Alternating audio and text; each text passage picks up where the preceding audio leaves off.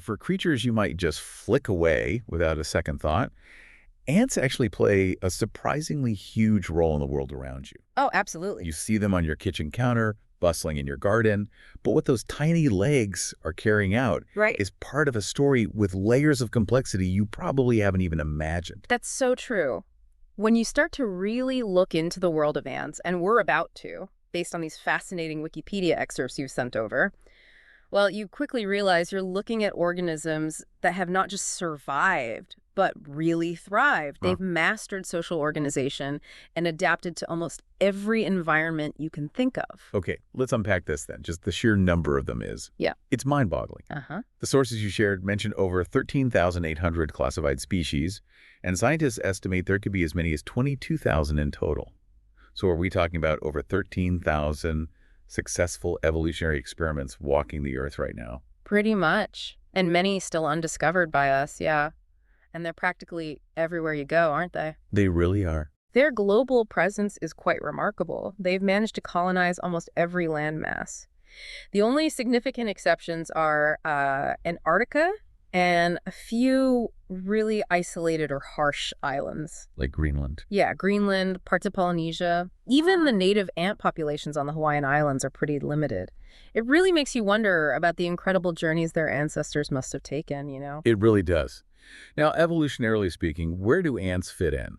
The sources mention they belong to the order Hymenoptera, which most people probably know includes wasps and bees. Yes, that places them in the same major group as those familiar insects. But what's particularly insightful is that ants actually evolved from wasp ancestors way back in the Cretaceous period. Wow, Cretaceous, like dinosaur times. Exactly, I think dinosaurs. And a 2013 study even suggested they are the sister group to Apoidea, which includes all the bees. So wait, they're as closely related to bees as some bees are to other bees? That's the implication. Yeah, it's a real taxonomic power shift, kind of. A real power move in the insect world. And to think they've been around since then. So what are some of the key physical features that set them apart? Things you might look for to say, yep, that's definitely an ant. Well, okay, for someone just observing an insect, you can usually spot an ant by two very distinctive features. Their antennae are geniculate, meaning they have an elbow-like bend, like a tiny jointed feeler, and then they have that very slender waist. The classic ant waist. Exactly, formed by one or two node-like structures called the petiole. That tiny constriction you see is actually a strong set of their abdominal segments. The tiny waist that seems impossibly narrow. So that's not just a visual quirk. It's actually a crucial feature scientists use to tell different types of ants apart. Absolutely. The number of nodes on that petiole 1 or 2 is a key characteristic in ant identification. And then, of course, there's their social life. These aren't solitary creatures you're usually observing, are they? No, not at all. Ants are eusocial, meaning they live in these highly cooperative groups. Their colonies have a clear structure with different roles. Yeah. You have the sterile female workers, sometimes specialized as soldiers, kind of like the dedicated workforce. And then the fertile queens, responsible for laying eggs, and the males, or drones, whose main purpose is reproduction. The colony functions almost like a single, unified organism. Yeah, a superorganism. Superorganism, as the source describes it, with each individual contributing to the survival and success of the whole. It's like a tiny, perfectly organized city beneath your feet. Exactly. And as you explore their world, you'll see that each of these roles is pretty much essential to the colony's success. So the mission for this deep dive, as I see it, based on this info, is to really dig into these fascinating aspects. Yeah. From their ancient origins to their intricate social lives and how they interact with the world. Ready to get started with the very name we give them. Absolutely. Let's begin with something fundamental. The word ant itself. Right, etymology.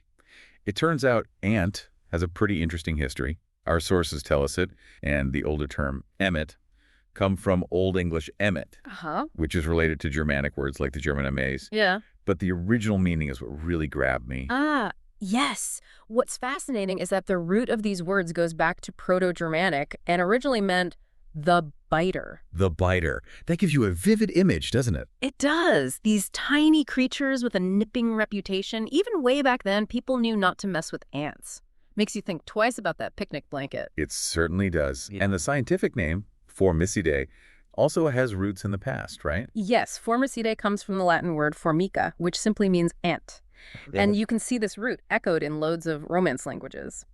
Portuguese formiga, Italian formica, Spanish hormiga, Romanian fornica, French formi. Wow, it's everywhere. Yeah, it highlights how long humans have been aware of and naming these insects you see all the time. And for those who dedicate their lives to studying ants, there's a specific term for that too, myrmecology. Exactly. Myrmecology from the ancient Greek myrmos, also meaning ant. But what's really interesting is the hypothesis that there's a much, much older Proto-Indo-European root. Mori. Morally. Yeah, Mori. That could be the ancestor of words for ant in languages as diverse as Sanskrit, Greek, Latin, Slavic, Irish, Norse, Dutch, Swedish, Danish, Hurrah. even Crimean Gothic. That's incredible. It really shows the deep history of human recognition of ants across vast geographical and linguistic distances. You wouldn't expect that. It is amazing, isn't it? Such ancient connections. Okay, so we know what to call them and where the name comes from. Let's move on to how ants fit into the grand scheme of life, their taxonomy and evolution. We touched on their relationship with wasps and bees earlier. Yes, as we mentioned, they belong to the order Hymenoptera. That 2013 study suggesting they are a sister group of Apoidea, the bees, was significant because Apoidea was traditionally ranked as a superfamily. So this implied that ants needed to be raised to the same level in the taxonomic hierarchy. In a way, ants got a promotion in the insect family tree. A taxonomic power move. And the Wikipedia entry mentions some more recent developments in understanding their early relatives, too. Right. What's fascinating here is the 2020 proposal that placed some extinct genera, like Camelomycia and Camelosphecia, outside of the main Formicidae family. Oh, where did they put them? Within a separate clade called Formicoidea. This suggests these were perhaps early relatives or lost ant-wasp intermediates, as the study described them. Interesting. And further research in 2021 proposed that the common ancestors of ants in these apoids likely existed even earlier than we thought, possibly way back at the end of the Jurassic period. Jurassic, before they truly diverged in the Cretaceous. Exactly. So these creatures have been refining their strategies for hundreds of millions of years. So they were around when T-Rex roamed the Earth. That really puts things in perspective. Now, what about the different groups of ants we see today? The subfamilies. Well, the phylogeny, the family tree of extant ant subfamilies, is complex and still being refined. But broadly, we can talk about two main groups. The Formicoid and Poneroid groups. Yep. Within these, you have familiar subfamilies like Myrmicinae, lots of common ants in there, Formicinae, known for their formic acid defense. Right, the sprayers. Yeah. And then the Doralinae, which now includes the army ants and their relatives, and the more ancient Ponerinae. It's like a family tree with many, many branches, each with its own set of adaptations. Right, a complex family tree. And what does the fossil record tell us about this evolutionary journey? The fossil record provides crucial evidence, the 1966 discovery of Sphecomerma in Cretaceous amber. Amber, like in Jurassic Park. Sort of, yeah. Dating back about 92 million years, this was a landmark find. This fossil showed a mix of wasp-like and ant-like features, giving us a glimpse into their transitional form. But the oldest definitive ant fossils actually go back even further, to the mid-Cretaceous, around 100 million years ago. These belong to now extinct stem groups like Hydamermicinae, Sphecomerminae, and Zygorasimicinae, the true pioneers of the ant world. The true pioneers. And when did the more modern-looking ants start to appear? The modern ant subfamilies began to emerge towards the end of the Cretaceous, roughly 80 to 70 million years ago. Then, during the angiosperm terrestrial revolution, the rise of flowering plants. When flowers took over. Exactly. Ants really diversified and became ecologically dominant around 60 million years ago. It seems the changing plant life created new opportunities for them, new food sources, new habitats that fueled their evolution. Like new real estate opened up and they moved right in. The source also mentioned some interesting theories about the origins of certain ant groups, like Leptanellinae and Martialinae. Yes, there's a suggestion that these subfamilies might have evolved from early predatory ants that lived and hunted underground. Subterranean hunters. Yeah, this lifestyle could have driven some of their unique adaptations we see today. Interestingly, the early ant fossil record is described as sparse. Why is that? That's right. During the Cretaceous, ants only made up about 1% of all insect fossils found. It's a pretty small fraction. Yeah. This contrasts sharply with their later success. By the Oligocene and Miocene epochs, they represented a much larger proportion, around 20 to 40% in major fossil deposits. That's a huge jump. It is. This dramatic increase really highlights their evolutionary success over time. What's also notable is the survival rate of ant genera. For example, a significant percentage of genera found in Baltic amber from the early Oligocene, and even more from Dominican amber from the early Miocene still exist today. It shows how effective their early evolutionary strategies were. That speaks to their resilience, doesn't it? Those strategies just worked and kept working. Now, we've all heard the term white ant. Yeah. It's even in the news sometimes when houses get damaged. But our source clarifies that's a misnomer, right? Absolutely. Termites are often called white ants, but they are only very distantly related to true ants. So not ants at all. Nope. Termites belong to the suborder Isoptera, which, along with cockroaches, forms the order Blattodea.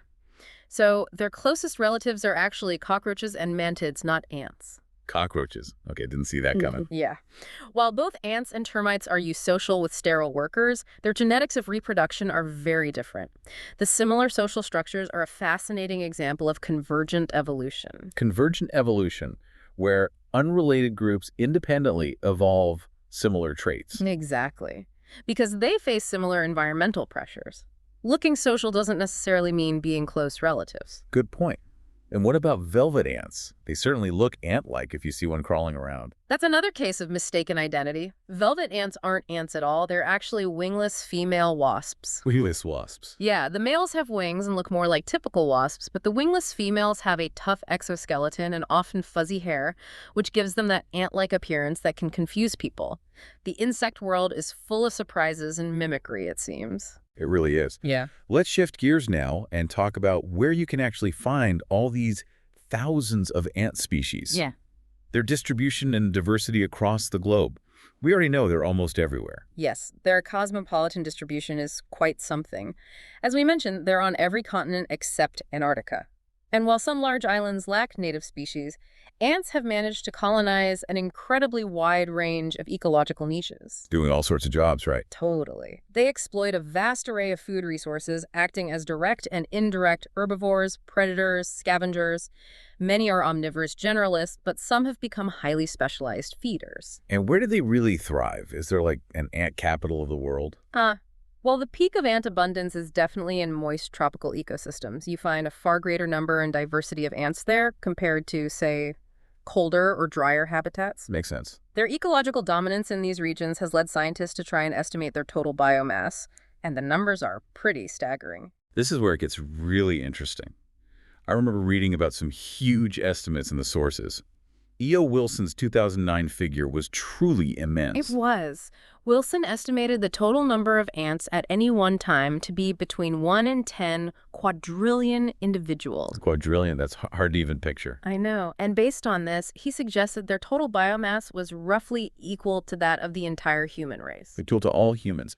But the source also mentions a more recent and perhaps more precise estimate from 2022. What did that find? Yeah, the more recent study tried to factor in regional variations more carefully and arrived at a global ant contribution of around 12 megatons of dry carbon. Okay, 12 megatons. How does that compare? Well, it's about 20% of the total human contribution, so still substantial, definitely, but maybe a bit more grounded. However, even with this more conservative estimate... There's a however. Yes.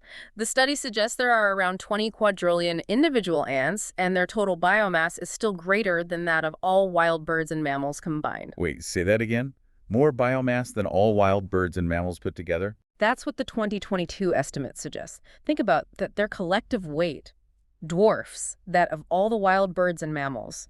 It really underscores their fundamental role in almost every terrestrial ecosystem, often unseen. So even the conservative estimate is mind-blowing. Ants outweigh all wild birds and mammals. That hammers home their ecological significance. And what about their physical size range? We think of them as tiny, but there's variation, right? Absolutely. Most ants range from about 0.75 millimeters, really tiny, up to 52 millimeters, so over 2 inches long. Okay, that's a big range. And the largest known ant was the fossil Titanomyrma giganteum. The queen was a whopping 6 centimeters long, with a 15-centimeter wingspan. That's almost the size of a small hummingbird. Pretty much. The difference in size between the smallest and largest species is just dramatic, from minuscule to almost monstrous. And their colors aren't just the typical black or brown either, are they? No, they exhibit a whole range of colors. While many are yellow, red, brown, or black, some species are green, and certain tropical ants even have a metallic sheen. quite striking. The world of ants is surprisingly colorful. It is. It's clear that our understanding of ant diversity is constantly evolving. The source mentions online databases people can check out. Yes, taxonomic studies are ongoing, and online databases like AntWeb and the Hymenopter name server are invaluable resources. They help researchers collaborate and refine our understanding of ant classification. And beyond just cataloging them, ants serve a vital role in ecological studies, don't they? They're mentioned as indicator species. That's right. Because ants are relatively easy to sample and study in various ecosystems, their presence, absence, or changes in their populations can tell you a lot about the overall health and biodiversity of an area. Like tiny environmental monitors. Exactly. They're a useful tool for monitoring environmental changes. So these tiny creatures can give us big insights into the health of our planet. Let's zoom in now and look at the ant itself. Its morphology, its physical structure. We already touched on the antenna and the waist. What else makes an ant an ant? Well, one other key feature unique to ants is the presence of metapleural glands. We'll probably talk more about those later. And that strong constriction of the second abdominal segment into the petiole, that node-like waist, is defining. Right. The ant body itself is clearly divided into three main sections, or tagmata: the head, the mesosoma, and the metasoma. Head, mesosoma, metasoma, got it. Think of it like the main building blocks: head for sensing, middle section for movement, and the abdomen, the metasoma, for everything else internal. The mesosoma is basically the thorax plus the first abdominal segment fused to it. The metasoma is the rest of the abdomen minus the petiole segments. And the petiole itself can vary, right? That's important for ID. Yes, the petiole can be formed by either one or two of those node-like segments, just the second abdominal segment or the second and third. That's a big split in ant classification.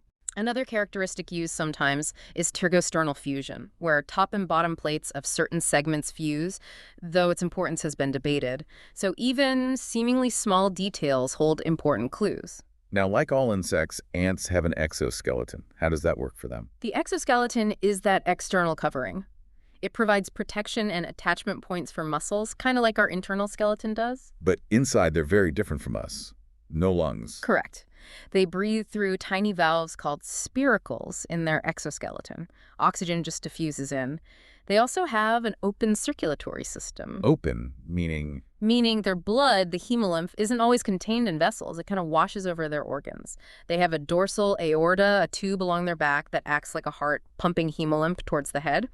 And their nervous system is a ventral nerve cord along the bottom with ganglia, like mini brains, branching out. Very different internal setup. Definitely different. Let's focus on the head now. It's packed with sensory organs, crucial for how they navigate their world. Absolutely. The head is the command center. Like most insects, they have compound eyes made up of many tiny lenses. Good for seeing movement, I guess. Sound for detecting movement, yeah. Crucial for spotting predators or prey. But they don't provide a very high-resolution image compared to our vision. Okay. They also have three simple eyes, ocelli, on the top of their head, which are sensitive to light levels and polarization. So their vision is more about sensing motion and light than seeing fine details, though I remember reading about some exceptions. That's generally true. Compared to us, their eyesight tends to be blurrier, especially in smaller species. Some subterranean ants are even completely blind. Wow. However, there are exceptions. Like the Australian bulldog ant, which has remarkably good eyesight, it can actually judge the distance and size of moving objects from almost a meter away. That's pretty good for an ant. It is. And interestingly, some ant species, like Camponotus blandus, Solenopsis invicta the fire ant, and Formica cunicularia, are thought to have some degree of color vision. Color-seeing ants. Another surprise. And of course, the antennae are crucial sensory tools. You always see them waving around. Yes, the two antennas are incredibly versatile. They detect chemicals vital for communication and finding food, but also air currents, vibrations. And they use them for touch, to transmit and receive signals from other ants. Multi-purpose feelers. And then there are those formidable mandibles. They look pretty powerful. The mandibles are strong jaws, yeah. They serve multiple purposes: carrying food, manipulating objects for nest building, and of course, defense. Biting. Right. And in some species, there's also a small internal pouch called the infrabuccal chamber, where they can temporarily store food, which can then be shared with other ants or larvae through trophallaxis. Like a little internal lunchbox for sharing later. Kinda. A social food storage system. Very efficient. Moving to the mesosoma, that's where the legs and wings are attached, the engine room. Exactly. The legs end in hooked claws, which allow them to grip surfaces and climb really effectively, even upside down. Yeah, you see that all the time. And remember, only the reproductive ants, the queens and males, typically have wings. After the queen's nuptial flight, she sheds her wings. You can often see the small stubs remaining, a good way to ID a queen. But not all queens fly. Correct. In some species, you get wingless queens called ergatoids, and even wingless males can occur, so not all royals take to the skies. Okay, now the metasoma, or abdomen, it houses the vital internal systems. Yes. The metasoma contains the reproductive, respiratory, including the tracheae for breathing, and excretory systems. And importantly, in many worker ant species, the egg-laying structures, the ovipositor, have been modified into stings. The business end for some species. Exactly. Used both to subdue prey and to defend the nest, a significant evolutionary adaptation. And speaking of different forms within a colony, let's talk about polymorphism, the different castes of ants. Polymorphism is fascinating. In some species, you have physical castes of workers in distinct size classes: minor, median, and major workers. These are often called soldiers, right? Often, yes. These larger soldier ants typically have disproportionately large heads and very strong mandibles. They're effective fighters, but they are still fundamentally workers. Their tasks don't always differ drastically from the smaller workers, so soldier is more about their build than their only job. Gotcha. But in some species, the size difference is really stark, isn't it? Absolutely. In some, you might not have median workers, creating a sharp divide between small minors and large majors. Weaver ants are a good example of this bimodal size distribution. Okay. Other species show a continuous range of worker sizes.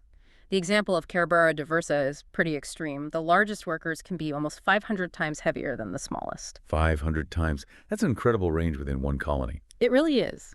And even though workers are usually sterile females, they can still play a role in reproduction sometimes. Yes. Because of the haplodiploid sex determination system, females develop from fertilized eggs, males from unfertilized ones. Right. So, worker ant, though they can't mate, can still lay unfertilized eggs that will hatch into males. It's a quirk of their genetics that allows for some reproductive flexibility. Nature finds a way. And the roles of workers can also change over their lifetime. Temporal castes. Exactly. A worker's tasks can be influenced by her age. Younger workers might start inside, caring for the queen and brood. Safer jobs first. Yeah. Then move on to nest maintenance, digging. And later in life, they might take on the riskier jobs of defense and foraging outside the nest. Why this shift? It's thought this age-based division of labor, or polytheism, might have evolved because the high risks of foraging and defense are more acceptable for older ants who are likely closer to the end of their lives anyway. Makes evolutionary sense. Yeah, that does make a certain cold logical sense. The source also mentions some truly remarkable examples of worker specialization, like the self-sacrificing workers in Pharilius pusillus. That's a striking example. In this Brazilian ant species, every evening at sunset, a few workers will actually seal the nest's entrance from the outside. Sealing themselves out. Yes, to protect the colony from nocturnal predators. These workers have no way to get back inside and essentially sacrifice themselves for the colony's safety. It's still not entirely clear if these are specifically older workers, but it's remarkable. Wow. A colony acting almost like a single organism with self-destructive defense mechanisms. And then there are the replete workers, the honeypot ants. Ah, yes, repletes. Another fascinating form.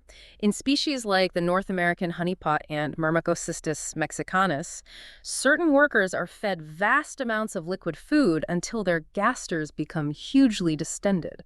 Those pictures are amazing, like little grapes. Exactly, turning them into living food storage vessels. Usually the largest workers become repletes, but if they're removed, other workers can take on the role, showing the flexibility. It's like a communal pantry on legs. It really is. Yeah. Now, we've talked about environmental factors influencing caste, but genetics also plays a role, doesn't it? Yes, definitely. While diet was thought to be primary, research shows genetic differences between worker castes exist in some species, like Acromyrmex. And incredibly, even small genetic changes can have significant effects. For example, a difference in a single gene in Solenopsis invicta, the fire ant, can determine whether a colony will have a single queen or multiple queens. One gene determines the whole social structure. Pretty much. A single gene with such a profound social impact. That's incredible. And the source mentions a particularly interesting ant for genetic studies, the Australian jackjumper ant. The jackjumper ant, Myrmecia palossula, is remarkable because it has only a single pair of chromosomes. The lowest number known for any animal. That's right. This makes it a very interesting subject for studying genetics and development in social insects. How can so much complexity arise from such a small genome? Good question. Complexity doesn't always require a massive genetic toolkit, apparently. Seems not. And speaking of the genome, ants generally have tiny genomes compared to many other animals, don't they? Yes. Across the board, ants tend to have small genomes. It's thought that the evolution of their genome size involved losing and gaining non-coding DNA regions, especially transposable elements, and maybe occasional whole genome duplication. Any idea why they're so small? Well, there's some speculation it might be linked to their colonization abilities, how successfully they've spread globally, but more research is needed to confirm that. It seems to be a lean, efficient genetic code underpinning their success. Let's move on to the life cycle of an ant, from that tiny egg to the fully formed adult. Okay. The ant life cycle begins with an egg. As we mentioned, fertilized eggs become diploid females, workers or queens. Unfertilized eggs become haploid males, drones. And they go through complete metamorphosis. Yes, like butterflies, egg, larva, pupa, adult, distinct stages. And the larva is completely helpless, right? Totally dependent. Yes, the larva is largely immobile and is entirely cared for by the workers. They're fed through trophallaxis. That mouth-to-mouth food sharing. Exactly. Regurgitating liquid food stored in the crop, or social stomach. It's how food gets distributed throughout the colony, not just to larvae, but also among adults and the queen. It also passes along chemical messages. Efficient. Do larvae get solid food too? Yes, especially later stages. They might receive trophic eggs, unfertilized eggs, laid just as food pieces of prey, seeds, a real communal feeding system. What happens after the larval stage? The larva goes through 4 or 5 molts as it grows, then enters the pupal stage. Unlike a butterfly chrysalis, an ant pupa has its appendages free, not fused to the body. Inside the pupa, the transformation into the adult form takes place. And what determines whether a female larva becomes a worker or a queen? That seems crucial. It is, and it's complex. In some species, nutrition plays a big role. A richer diet might lead to a queen. But genetics and how genes are expressed in response to the environment are also critical. The exact mechanisms are still being studied. So a mix of nature and nurture shapes their destiny. Pretty much, yeah. It shapes who becomes what in the colony. And when the reproductive ants are ready, they emerge as winged adults, the ones you sometimes see swarming. Yes, the winged males, drones, and the usually winged breeding females emerge from the pupa. Though, as we noted, some species, like army ants, have wingless queens. Right. And the developing larvae and pupa are quite sensitive to temperature, so the workers often move them around within the nest's brood chambers to keep conditions optimal. Like a temperature-controlled incubator run by the workers. Exactly. Once a new worker ant emerges, what are its first tasks? A new worker, or ergate, typically starts by caring for the queen and the young brood, safer, indoor jobs. Okay. Then it gradually transitions to other nest tasks like digging, maintenance, and later it might take on roles like defending the nest and foraging outside. Riskier jobs later in life. Yeah, these shifts define those temporal casts we talked about. It's like an apprenticeship system. And how long do these ants typically live? And colonies can be remarkably long-lived. Queens can live for up to 30 years. 30 years for an insect. It's exceptional, often outliving solitary insects of similar size by a factor of 100. Worker ants typically live for 1 to 3 years. Males are the most short-lived, usually just a few weeks after their mating flight. 30 years for a queen. That's a long reign. What about their activity levels throughout the year? Do they hibernate? In the tropics, they're generally active year-round. But in cooler regions, yes, they have ways to survive winter. They enter a dormancy state, hibernation. How does that work? It varies. In some species, the larvae enter an inactive state called diapause. In others, only the adults become less active, overwintering with reduced metabolism. So they either wait out the cold as youngsters or as adults. Let's dive into reproduction, how new colonies get started. Okay. Ant species have a huge range of reproductive strategies. Interestingly, females of many species can reproduce asexually through the Colpicus parthenogenesis. Asexual reproduction, wow. Yeah. Unfertilized eggs develop into females. And in some species, males produce secretions that form a mating plug in the female's genital opening, basically preventing her from mating again. Like an ant chastity belt. And it's not always just one queen per colony. That's right. Contrary to the common image, some ant nests have multiple queens. Others might exist entirely without queens. Queenless colonies, how does that work? In those, certain workers develop the ability to reproduce. They're called gamergates. Colonies with one or more queens are termed queen-right. So different leadership structures exist. Different leadership structures. Mm-hmm. And the males, the drones, what's their deal? Just mating? Pretty much their primary role. In some cases, like army ants, drones might even enter a foreign colony to find a queen. They might get attacked initially. Risky. But they release a mating pheromone. If recognized, they're taken to the queen. There's even intense male competition. Oh, yeah. In species like Cardiocondyla ratonii, males fight, and the winner marks the loser with a pheromone that signals the workers to, well, execute the rival. Yikes. What? Brutal. Now, most ants have one generation per year, right? Yes, most are univoltine. The big event is the nuptial flight.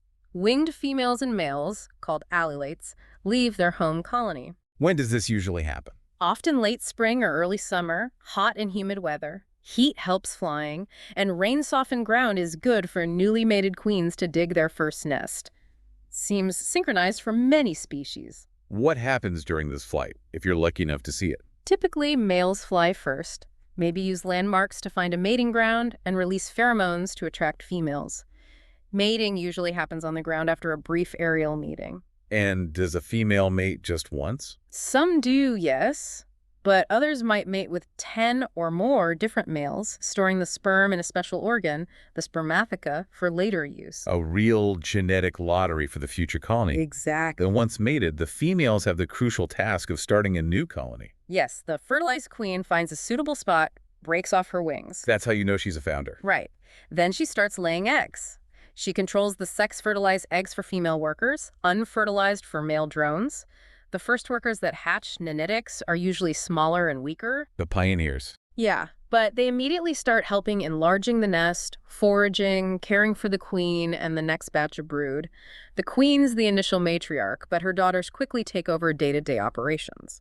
What about colonies with multiple queens? How do they get started? In those species, a new colony might be founded by a queen leaving the original nest along with a group of workers. It's similar to swarming in honeybees. Part of the colony just breaks off. Different ways to build an ant empire. Different ways indeed. Let's talk about the structures these colonies inhabit. Nests, colonies, and sometimes even super colonies. Right. Most species have a single nest, but over 150 species form colonies with multiple separated nests, polydomous colonies.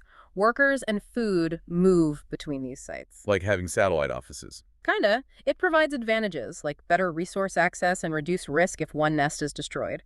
Multiple addresses for the same family. How do ants recognize who belongs to their colony and who's an intruder? It's primarily scent. Each colony has a unique colony odor from chemicals on their body surface, cuticular hydrocarbons, or CHCs. A chemical password. Exactly. Workers recognize the signature and will typically attack any ant that doesn't smell right.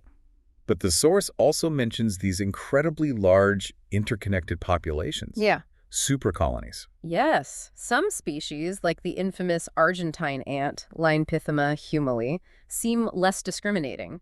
Workers from different nests over huge areas might accept each other. How huge? We're talking potentially spanning continents. This led to the concept of super colonies' vast interconnected populations. Though some researchers prefer the term unicolonial, emphasizing the single cooperative unit.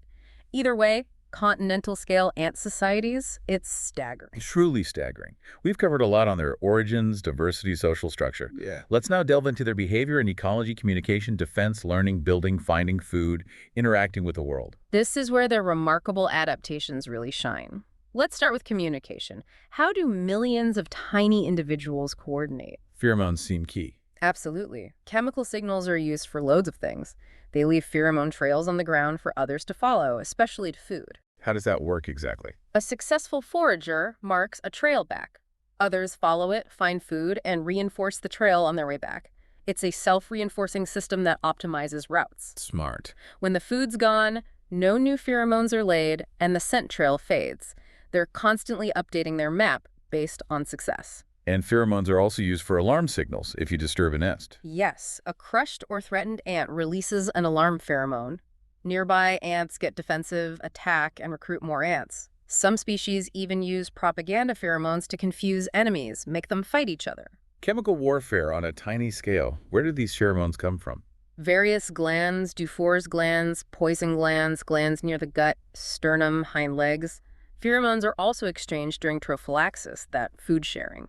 Ah, so sharing food is also sharing information. Exactly. Ants can detect task group identity foraging, nest work through exchanged pheromones. Even queen pheromones regulate things, like preventing workers from raising new queens when she's healthy. It's a complex chemical language. But they also communicate in other ways, like sound. Yes, some ants produce sounds through stridulation, rubbing body parts together, usually gaster segments or mandibles, used for communication within the colony and maybe even with other species. They're not always silent. Let's move on to defense. They can be quite formidable for their size. Definitely. Varied and effective defenses.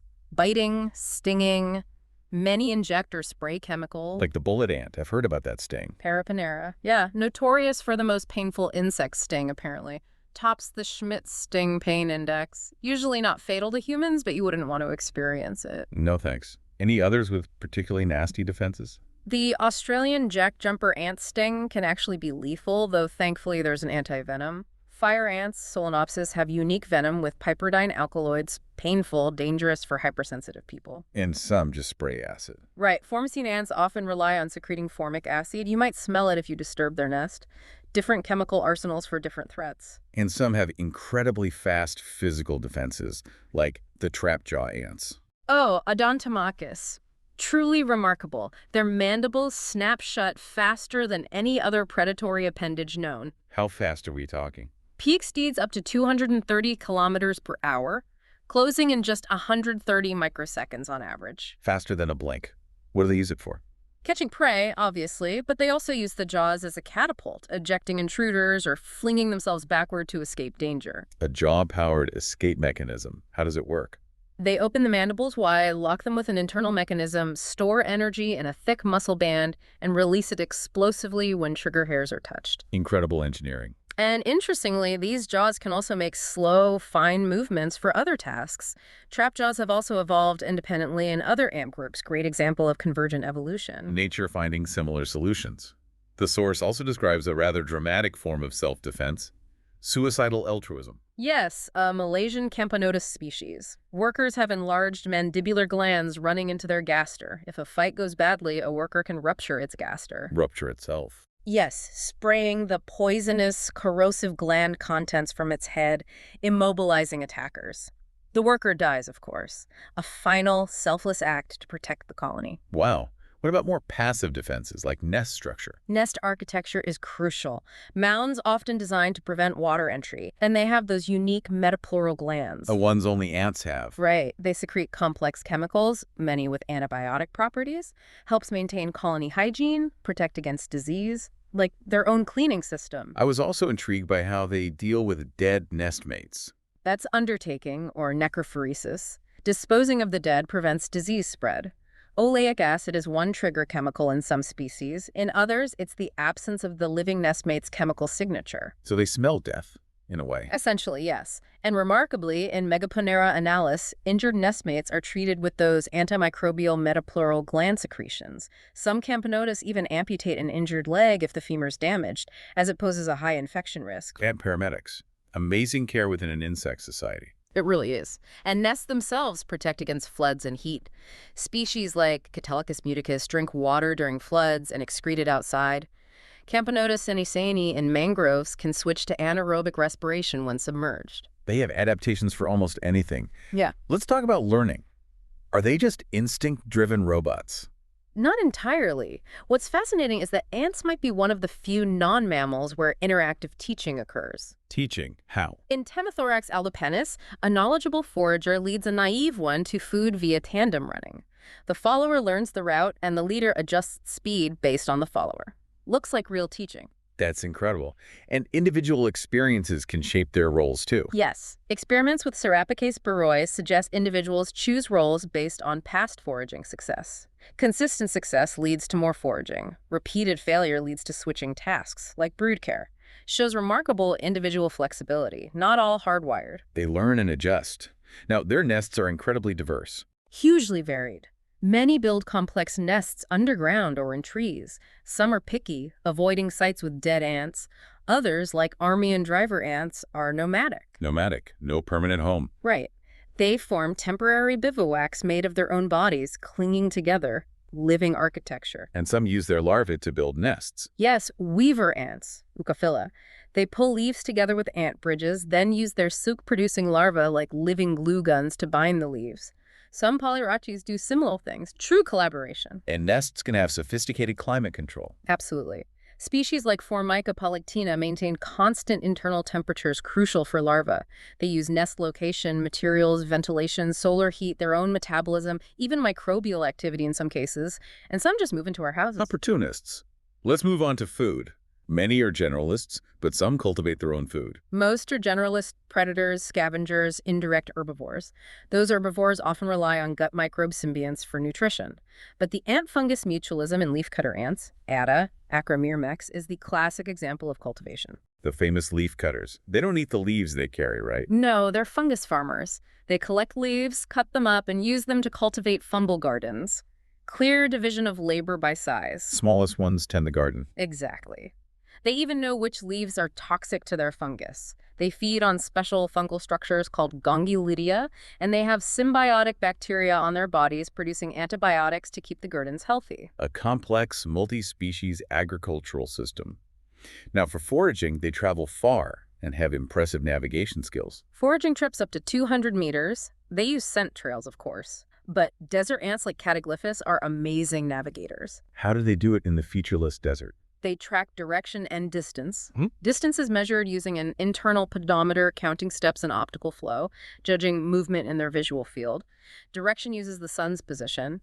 They integrate all this to calculate the shortest route back. A tiny internal GPS.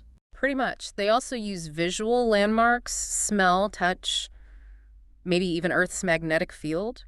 Their eyes have specialized cells to detect polarized light from the sun, especially UV. But sometimes navigation fails. The ant mill. Ah, yes. Tragic. Separated army ant foragers can sometimes get caught in a circular march following each other until they die of exhaustion. How do they get around physically? Locomotion. Mostly walking, but some leap, like Jordan's jumping ant, or Gecko's saltator, and several species glide. Gliding ants. Yeah, arboreal ones like Cephalutes atratus might be common in small colony tree dwellers. Helps control descent if they fall. Unexpected. And they work together to cross gaps. Yes, forming chains of their bodies. Some form floating rafts to survive floods, maybe even colonize islands. And Polyrachyceculva and mangroves can swim and live underwater using trapped air pockets. Solutions for everything. Now, cooperation and competition between colonies. Generally high cooperation within colonies, but there's a spectrum. Australian bulldog ants hunt more solitarily. And competition. Raiding. Oh yes. Many compete. Some raid neighbors. Extreme cases are slave-raiding ants, like Amazon ants, totally dependent on captured workers. But the slaves can fight back. Cleverly, enslaved temnothorax destroy the slave maker's female pupa, stopping new queens, but spare the males who don't raid. Resistance. And scent is key for telling friend from foe. Yes, that unique colony odor from cuticular hydrocarbons. Lose the scent, you become an enemy. What about parasitic ants? Social parasitism is fascinating. Parasitic species invade host colonies. Some, like Strimigenes xenos, have no workers, relying completely on the host. Often happens between related species. How do they get in? Various tactics. Sneak in early, use confusing pheromones, trick hosts into carrying them in a Trojan horse strategy, or just fight their way in. And even within a species, there's conflict, sexual conflict. Yes, an evolutionary tug-of-war between queens and males maximizing their own offspring's relatedness. Extreme form in Westmania or punctata. Queens produce daughters asexually, males produce clones, a complex web of cooperation and competition. Let's explore their diverse relationships with other organisms. Symbiosis, predation, everything in between. Ants interact with almost everything. Symbiosis with other insects, plants, fungi. They're prey for many animals and fungi. Lots of arthropods, inquilines, live in ant nests, predators, scavengers, mimics. A hidden ecosystem within the nest. And we often see ants with aphids. Yes, tending aphids for their sugary honeydew. Ants protect them, move them around, sometimes take them when they relocate. Same with mealybugs. But that can be bad for us. Yeah, protecting mealybugs can make them serious agricultural pests. unintended consequences. What about caterpillars? Some have weird interactions. Many Lycaenidae butterfly caterpillars are myrmecophilous ant-loving. Ants herd them, protect them, get honeydew in return. Mutualism. Maybe. Some research suggests caterpillars manipulate ants. Some even produce vibrations ants perceive, and some evolved from ant-loving to ant-eating. Oh. They mimic ant larval pheromones, get carried into the nest, then eat the ant larva. Deception. And ants have internal microbial partners too. Yes, endosymbiotic bacteria in their guts, like hyphomicrobiales. We mentioned the leafcutter fungus mutualism, but there are others, like Alomerus ants using a sticky fungus with their host plant to trap prey. Cooperative hunting. Do ants pollinate flowers much? Generally, no. They visit for nectar, but their metapleural gland secretions might inhibit pollen. Exceptions exist, like an orchid pollinated by male Myrmecia ants. But plants use ants for protection, extrafloral nectaries. Yes, plants offer nectar outside flowers to attract ants, who then defend the plant from herbivores. Classic example. Bullhorn acacia and pseudomyrmex ants living in its thorns. Plants might even absorb nitrogen from the ants. Wow. Other examples. Fiji ants, phylidrous, selectively growing squamalaria epiphytes for nests. Macarenga trees housing chromatogaster ants. Plants definitely leverage ant services. And ants disperse seeds. Myrmecookery. Yes, widespread. Maybe 9% of plant species rely on ants, often directed dispersal to good spots. Crucial in arid fire-prone systems. Seeds often have elaiosomes, tasty rewards for the ants. So ants are gardeners and movers. And decomposers, nutrient cyclers. Interestingly, some stick insect eggs mimic seeds with elaiosomes to get carried into nests for protection. The interconnectedness is amazing. Ants are predators too, of course. Absolutely. Many prey on termites, Megaponera, Termitopone, other ants. Some termites associate with ants for defense against other ants. Wasps have chemical repellents or use wing buzzing. Stingless bees have chemical defenses. Flies prey on ants or steal food.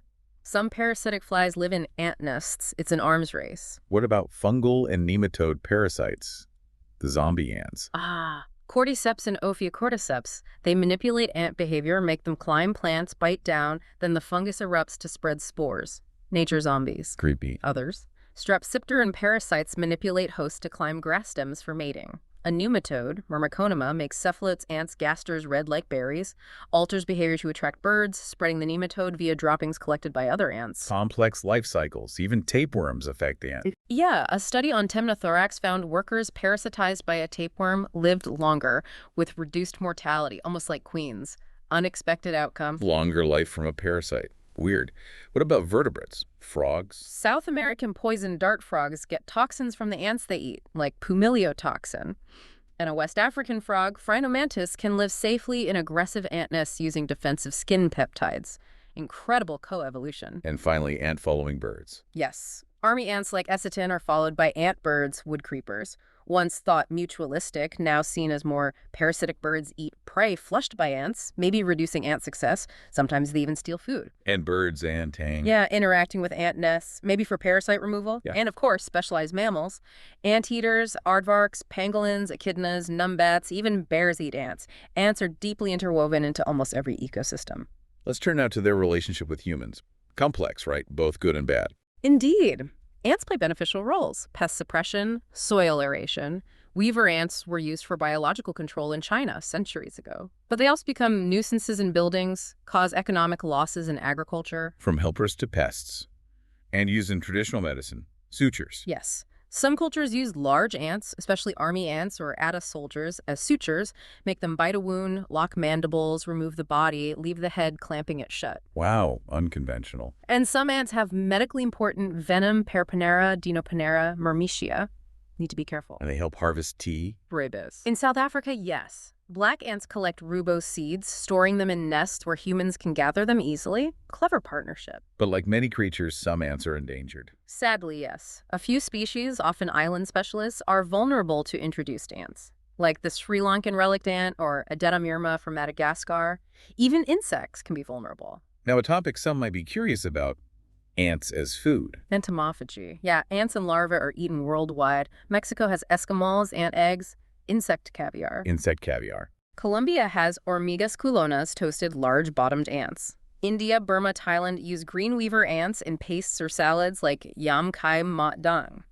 Historical accounts, too. Digger Indians eating carpenter ants, Mexicans eating honey ant repletes. Been on the menu a long time. On the flip side, they can be major pests. Unfortunately, yes. Invading homes, hospitals. Common pests include Argentine pavement crazy, sugar, farrow, wood, carpenter, odorous house, fire ants. Names you might recognize? Definitely recognize a few. They contaminate food, damage structures, harm crops, aid other pests. Very hard to eliminate colonies, so management focuses on control using baits, other methods, a constant battle. But humans are also fascinated by ants, for science and tech. Absolutely. Studied since antiquity, myrmecology, great model organisms for social behavior, ecology, evolution. UV vision was first discovered in ants back in 1881. No way. Yeah. Studied in Formicaria tract, and their organization inspires biomimetics, ant colony optimization algorithms used in computer science, robotics, distributed systems, search engines, networking, sources of tech inspiration. And even as pets, ant farms. Popular educational toys from the 50s, 70s. Later gel versions made viewing easier, though maybe stressful for the ants. A miniature window into their world. Finally, ants in culture, fables, sci-fi. Everywhere. Anthropomorphized in Aesop's fables and grasshopper, representing hard work. Appear in the Quran, mythology, messengers, first animals, curative bites, initiation rites, on coats of arms, inspiration for Twain, Frost, H.G. Wells, lots of films, ants, A Bug's Life, cartoons. Even E.O. Wilson wrote a story from an ant's view. He did. And they heavily influenced sci-fi insectoids, giant ants, often with the hive mind misconception. The game Cement even won an award. From ancient fables to futuristic games, they've captured our imagination. They really have. Absolutely. When you consider their intricate societies and profound global impact, it really makes you wonder what else we can learn from them. Indeed. Those different biomass estimates, comparing them to us, are all wild birds and mammals. That really sticks with you. It makes you look at the ground differently. For sure. And things like the trap jaw mechanism, just one example of incredible adaptation. And the self-sacrificing workers raises big questions about altruism, the superorganism idea we talked about. Definitely food for thought. Considering their intricate societies and global impact, what can the world of ants teach us about our own? Or with such a long history and diverse strategies, how might they continue to adapt to a changing planet? Certainly things to ponder. Absolutely. Well, thank you for joining me on this deep dive into the fascinating world of ants. Until next time.